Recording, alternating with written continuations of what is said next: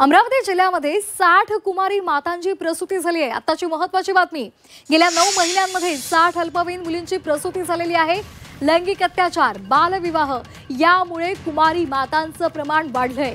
मेळघाटात कुमारी मातांची संख्या अधिक आहे। मुलींवर कोवळ्या वयामध्येच मातृत्व लादलं जातंय। अमरावतीमधलं हे भीषण वास्तव। अमरावती जिल्हा सामान्य रुग्णालयामध्ये जानेवारी ते सप्टेंबर या 9 महिन्यांच्या कालावधीमध्ये 18 वर्षांखालील 60 अल्पवयीन मुलींची प्रसूती झाल्याची धक्कादायक माहिती समोर आली आहे। त्यांच्यावर या कोवळ्या वयातच मातृत्व लादण्यात आलेलं आहे।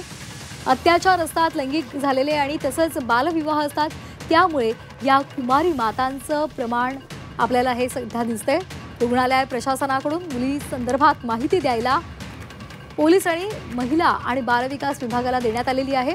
अमरावती जिल्ह्यातील मेळघाट आदिवासी बहुल क्षेत्र आहे आणि त्या ठिकाणी आजही अनेक शासनाच्या योजना पोहोचलेल्या नाहीयेत।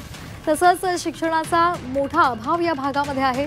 आजही त्या ठिकाणी आदिवासी भागात बालविवाहाचं प्रमाण सुद्धा अधिक आहे आणि त्याचाच हा परिणाम म्हणावा लागेल।